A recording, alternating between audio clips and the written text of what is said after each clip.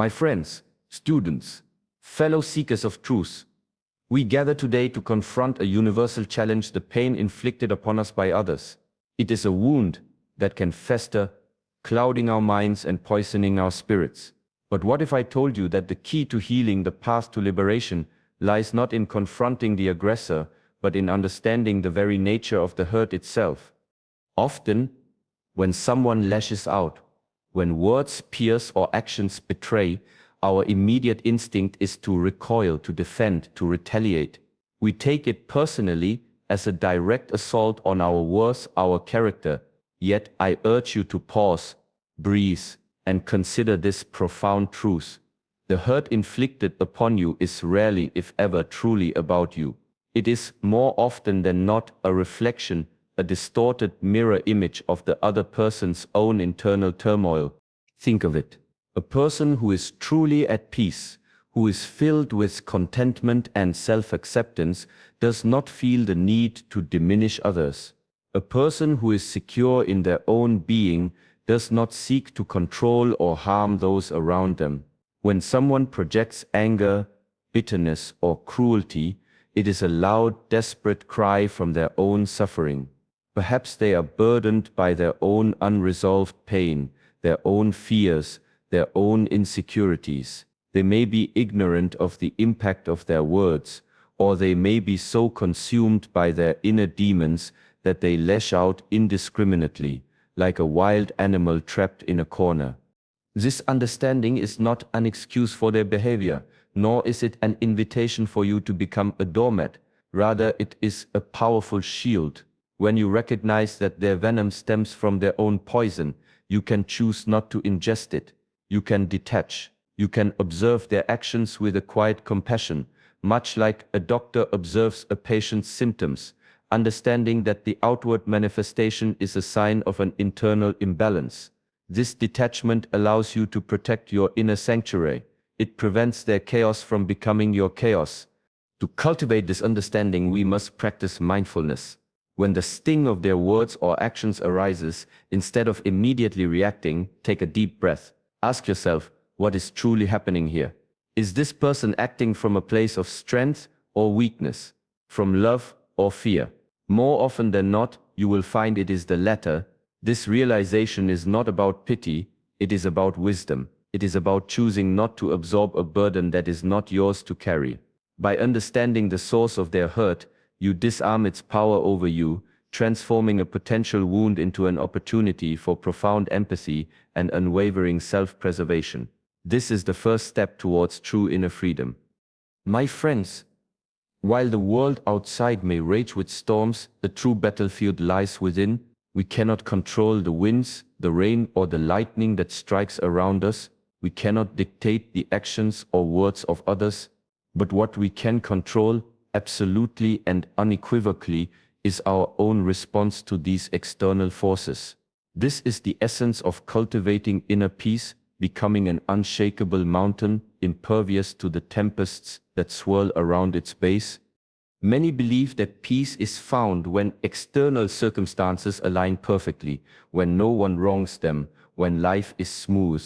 This is a fragile peace, dependent on the unpredictable whims of the world. True lasting peace, the kind that endures through any tribulation, is an internal state. It is a discipline, a practice of mind mastery. Consider the space between an external event and your reaction to it. This space, however brief, is where your freedom lies. It is the sacred pause. When someone speaks harshly, when they act unfairly, the immediate impulse is often to react emotionally with anger, sadness, fear. But in that tiny sliver of time before your reaction takes hold, you have a choice. Will you allow their negativity to hijack your inner state, or will you consciously choose a different path? This conscious choice is forged through consistent practice. Mindfulness is our primary tool. By observing our thoughts and emotions as they arise, without judgment or attachment, we begin to create distance from them. We see them for what they are, fleeting phenomena, not our inherent identity. When anger surges, instead of becoming anger, we simply observe, anger is present. This simple act of observation diminishes its power. The breath is our anchor. In moments of intense emotion, a few deep conscious breaths can recalibrate our entire being.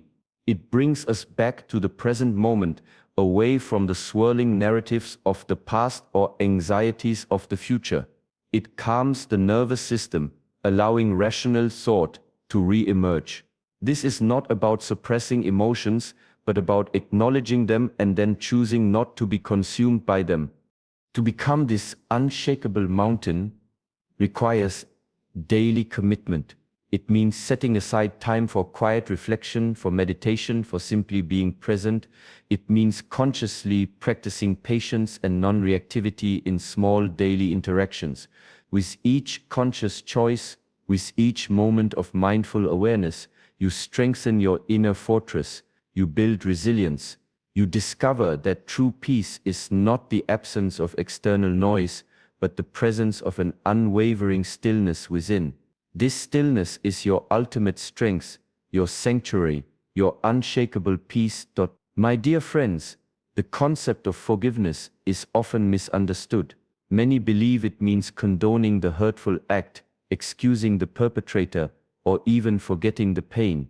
This is not forgiveness. True forgiveness is a profound act of self-liberation. It is a gift you give to yourself, freeing your spirit from the heavy chains of resentment, anger, and bitterness. When someone wrongs you, and you hold on to that grievance, who truly suffers, you do. The anger you harbor, the bitterness you cling to, the desire for retribution, these emotions are like a poison you drink, hoping the other person will be harmed, but they are not. They are often oblivious, or perhaps they too are trapped in their own cycle of suffering. Meanwhile, you carry the weight of that negativity day in and day out. It drains your energy, clouds your judgment, and prevents you from experiencing true joy and peace. Holding on to resentment is like carrying a heavy stone in your heart. It weighs you down, makes every step difficult, and eventually it can manifest as physical ailments, as tension, as disease. The body and mind are interconnected. What affects one affects the other. To forgive is to consciously choose to put that stone down. It is to acknowledge the pain, to recognize the wrong that was done, but then to make a deliberate decision to release the emotional grip it has on you. This does not mean you forget what happened. It does not mean you suddenly trust the person who hurt you or that you invite them back into your life if they are toxic. Forgiveness is an internal process. It is about severing the energetic cord that binds you to the past hurt and the person who inflicted it. It is about reclaiming your power, your emotional sovereignty. Forgiveness is rarely a single event. It is often a journey, a gradual unfolding. There will be moments when the old wounds resurface, when the anger tries to creep back in. In those moments, gently remind yourself of your choice, recommit to releasing the burden. Sometimes the hardest person to forgive is yourself for perceived mistakes, for not protecting yourself, for allowing the hurt to occur. Self-forgiveness is a crucial step on this path to complete liberation. By choosing to forgive, you are not absolving the other person, you are liberating yourself. You are cutting the ties that bind you to a painful past, allowing yourself to step into a future unburdened by bitterness. You are creating space in your heart for peace, for joy, for love. This is the profound transformative power of forgiveness, a true act of compassion first and foremost for yourself. My friends, in our pursuit of compassion and understanding, it is crucial to remember that wisdom also dictates self-preservation. To be truly compassionate towards others, we must first be compassionate towards ourselves. This means establishing and maintaining clear, firm boundaries. Think of boundaries as the sacred perimeter around your inner sanctuary, a protective wall that safeguards your energy, your peace, and your well-being. Some mistakenly believe that setting boundaries is selfish or unloving.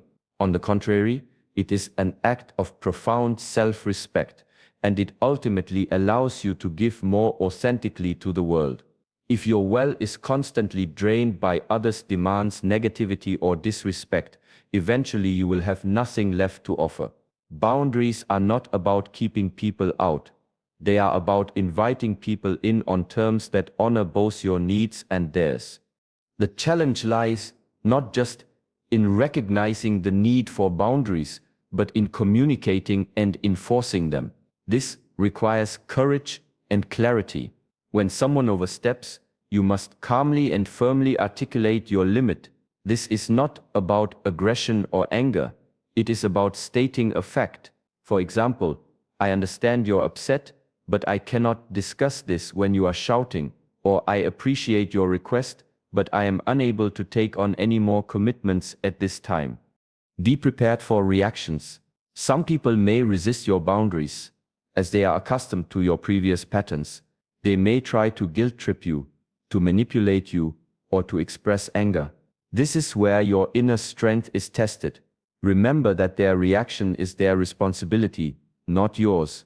Your responsibility is to honor your own needs and to maintain your sacred perimeter.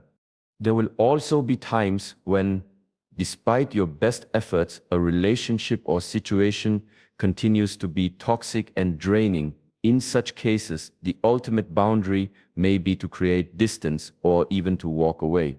This is not a failure.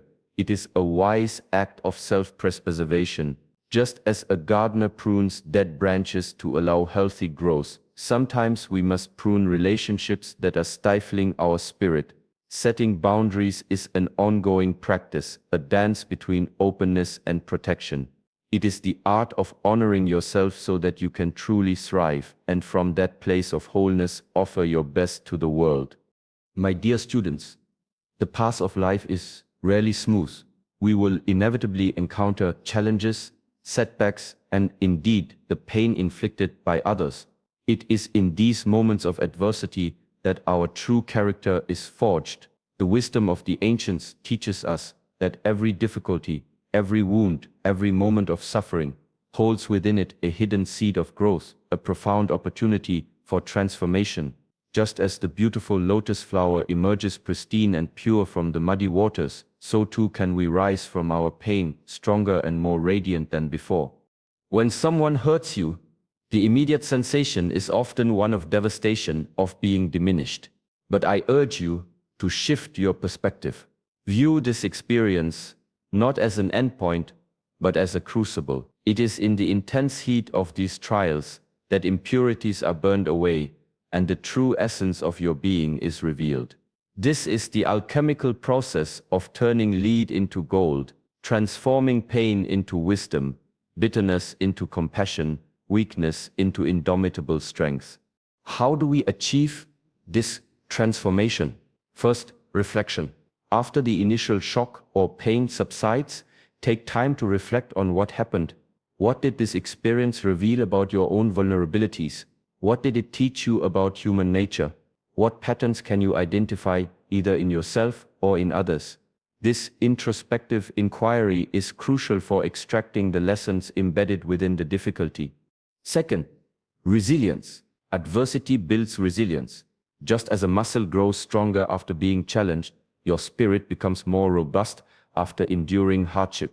Each time you navigate a difficult situation and emerge intact, you build an inner reservoir of strength that will serve you in all future challenges. You discover depths within yourself you never knew existed. Third, self-discovery. Being hurt can force you to confront your own boundaries, your own values, and your own true desires. It can illuminate what truly matters to you and what you are no longer willing to tolerate. This can lead to profound shifts in your life path, guiding you towards more authentic relationships and more fulfilling pursuits. Fourth, empathy. Having experienced pain yourself, you gain a deeper, more nuanced understanding of human suffering. This can cultivate a profound sense of empathy for others, even for those who have caused you pain. You begin to see the interconnectedness of all beings and the universal struggles we all face. Finally, wisdom. The lessons learned from adversity are not easily forgotten. They become part of your innate wisdom, guiding your decisions and shaping your character. You develop a greater capacity for patience, for understanding, and for navigating the complexities of life with grace.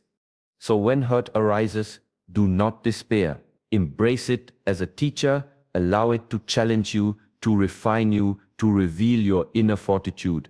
For it is through these very experiences that you unlock your true potential, emerging from the mud of adversity, not only healed, but transformed into a beacon of strength, compassion, and unwavering wisdom. This is the ultimate victory.